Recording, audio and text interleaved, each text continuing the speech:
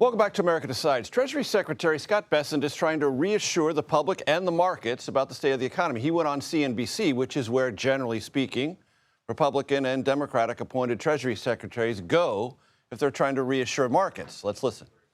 I'm not concerned about a little bit of volatility over 3 weeks, because if you look over the long term, the reason stocks are a safe and great investment is because you're looking over the long term.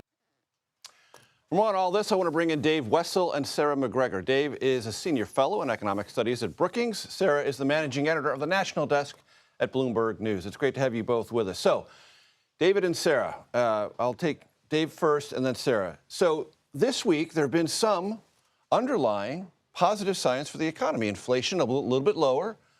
The first-time unemployment, jobless claims a little bit lower than expectations. Under normal circumstances, those would be up signs for the market, right? That's right. Look, I think the markets are terrified. Terrified. It's almost as if before this week or the last couple of weeks, the markets said Trump's going to do the stuff we like, deregulate, right, cut taxes, and he's not going to do the stuff we don't like on-again, off-again tariffs. And they've discovered that turns out when Donald Trump said he loves tariffs, he means it. Mm-hmm. And I think it's also very difficult. You get whipsawed. Like now, the latest is we're going to have a 200% tariff on Europe unless they do this. On alcohol products that come out of Europe. Right? So look, it's a kind of a cliche to say the markets don't like uncertainty, and we have a lot of uncertainty. Right. But if there was ever a time where uncertainty, what are the policies of the United States going to be next week? Are these bargaining tactics, or is he really trying to break up unglobalize the economy? Right. No one's quite sure. And Sarah, whenever an administration finds itself in any economically uncomfortable conversation, it always falls back on the fundamentals and the long term. And the fundamentals are generally positive. But if the market can't read the fundamentals as clearly as the White House wants it to because it's distracted by these other things, it would seem like there's either a communication or a policy problem or possibly a little bit of both. Absolutely. I thought it was really interesting today. We had Bessent's predecessor, Stephen Mnuchin, who was Treasury Secretary during Trump's first term, and of course oversaw the economy then, saw the tariffs at that time. And he thought that, the markets, that a lot of people had sort of not taken Trump seriously when he threatened tariffs to begin with. And he had carried them out in his first term, and they should have sort of priced this in. But in his point of view, he's in the, no recession on the horizon camp. He's singing from the same hymn book as the Trump administration. But he said that the markets and this correction that we're seeing now, 5-10%, in his view, is normal, that the markets had been supercharged with the AI and sort of tech boom. And so, again, we just sort of see that point of view right now that, telling everyone remain calm, don't panic. But at the same time, as you just mentioned, Major, we see the economic fundamentals. Is the market's going to take the economy down with it? There's a lot of questions to ask. And again, April 2nd, we're going to see more tariffs, according to Trump. He's not going to back down. So what does that mean? And Sarah, I want to follow up on something you mentioned, because I think it's important in the context at least of the NASDAQ, the tech-heavy NASDAQ. There was this sense at the end of 2024 that AI investments would provide almost limitless gains, that all the efficiencies and things and market share were almost limitless. And there's been a recalibration of that. Is that part of this conversation that's separate entirely from tariffs?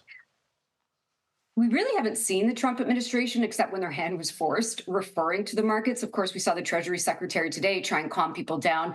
Trump had really tried to use markets in his first term because they just seemed to go up, up, up the whole time as sort of a metric of how well he was doing. And we see them sort of trying to restore a little calm today in the markets, but I think they're really trying to stay away from that conversation. And it's interesting that you mentioned tech, because of course, tech, including Elon, are some of Trump's sort of biggest supporters right now. And we looked at some data that looked at, even if you just look at some of the tech leaders and some of the company leaders that were at Trump's inauguration, they've been wiped out in the hundreds of billions of dollars in terms of their valuations right now and the companies that they own and run.